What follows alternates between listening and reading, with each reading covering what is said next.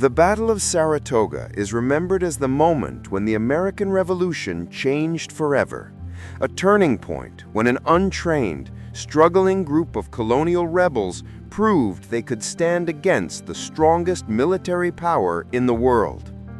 Before this battle, the idea of American independence seemed more like a dream than a possibility.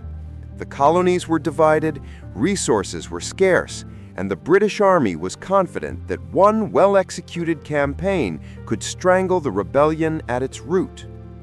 In early 1777, British generals believed they had a perfect plan, a grand three-pronged strategy designed to cut New England off from the rest of the colonies by capturing the Hudson River Valley. This plan, if successful, would slice the rebellion in half and allow the British to crush it bit by bit. The architect of this strategy was General John Burgoyne, a British officer known for his charm, confidence, and love of dramatic plans. Burgoyne believed that if he led a massive army south from Canada into New York, the rebels would flee before him. Meanwhile, other British forces would march north from New York City and west from Lake Ontario, meeting him near Albany. Burgoyne imagined a glorious moment where he would stand victorious, surrounded by three converging British armies, and declare the end of the American problem. At first, it seemed the plan might work. Burgoyne's army set out from Canada with 7,000 regular troops, Hessian mercenaries, Loyalist fighters, and even a large group of Native American warriors. The army was accompanied by dozens of wagons, fine clothing, wine, and even a personal library. Many joked that Burgoyne was going to war as if he were attending a royal picnic. But beneath his confidence, danger lurked. The American wilderness was thick, difficult, and unforgiving. The British were used to fighting in open fields, not endless forests. Every step south became slower and more exhausting. As the long columns of redcoats marched down narrow trails, American militias and sharpshooters struck from behind trees and hills, disappearing like ghosts after each shot. This constant harassment frustrated Burgoyne and drained his supplies. Food became scarce, horses died from exhaustion, and soldiers grew weaker. Meanwhile, news of the British invasion lit a fire under the American cause. Farmers, merchants, blacksmiths, and young men from across New England took up their muskets. They knew that if Burgoyne marched unchecked, the revolution could collapse. At the center of the American resistance was General Horatio Gates. Gates was not loved by all. Many thought he was ambitious and proud, but he was determined to beat Burgoyne. He took command of the Northern American Army and began gathering troops at a defensive point known as Bemis Heights, overlooking the Hudson River. And standing beside him was one of the most complicated, fierce, and brilliant officers of the entire war, Benedict Arnold. Before he became infamous for betrayal, Arnold was one of the Revolution's greatest heroes. Bold, fearless, and often reckless, he understood the battlefield better than most generals. Under Arnold's guidance, the Americans built strong fortifications and prepared to meet Burgoyne head-on. As Burgoyne's army pushed forward, every mile became a struggle. He expected reinforcements from the west under Colonel Barry St. Leger, but those forces were defeated by American and native fighters at Fort Stanwix. He expected troops from the south under General Henry Clinton, but Clinton moved too slowly. Burgoyne was alone, trapped in hostile territory, but he refused to retreat. He believed retreat would be humiliation, a stain on his honor. So, despite hunger, exhaustion, and shrinking numbers, he marched forward toward Saratoga. The first major clash came on September 19, 1777, at the Battle of Freeman's Farm. Burgoyne's men advanced through the fields and forests, their redcoats bright against the autumn leaves.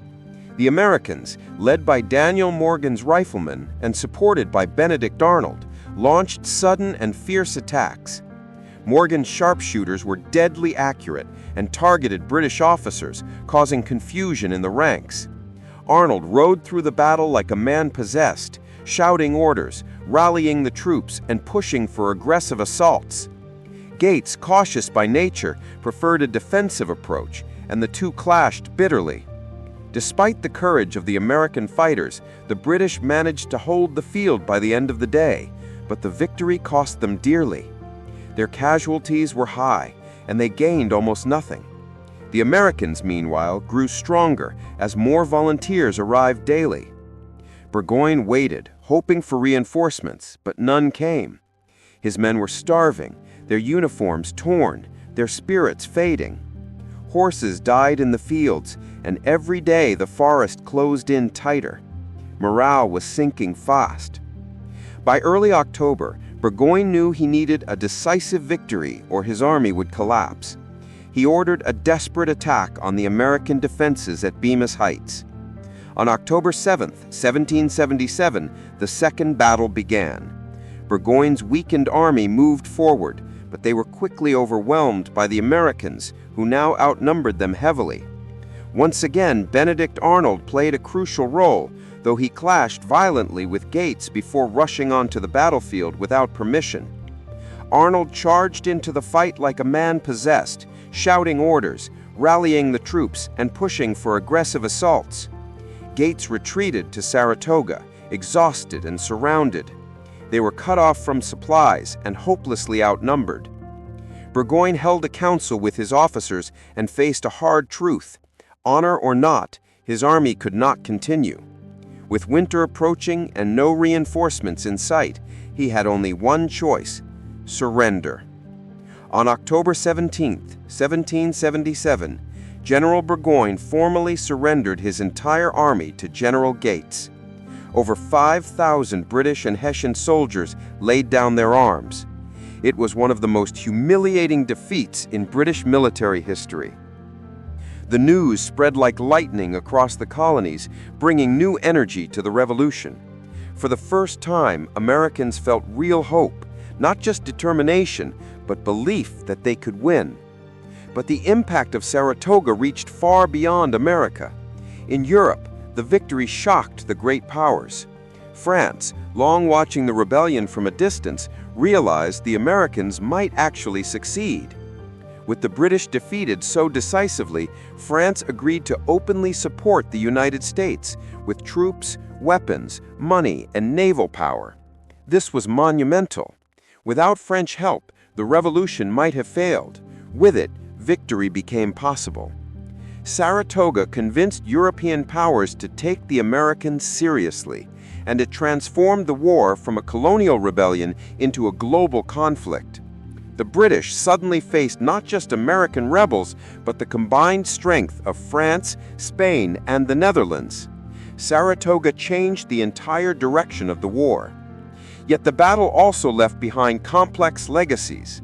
General Gates received much of the credit, though many believed Benedict Arnold deserved more recognition. Arnold felt betrayed and overlooked, and this bitterness eventually pushed him toward treason years later. But on the field at Saratoga, Arnold was a hero, a man whose courage helped save the revolution. Today, when we look back at the Battle of Saratoga, we see a story of resilience, strategy, ambition, and sacrifice. We see exhausted farmers, shoemakers, and shopkeepers standing against one of the strongest armies in the world and refusing to break. We see a battle fought in thick forests and rolling fields, under autumn skies filled with smoke and determination. And we see the moment when history shifted, when an underdog nation found its strength and declared to the world, "We will not be conquered." The Battle of Saratoga remains a reminder that even in the darkest moments, a single victory can change the course of history, and the courage of ordinary people can reshape the future of nations.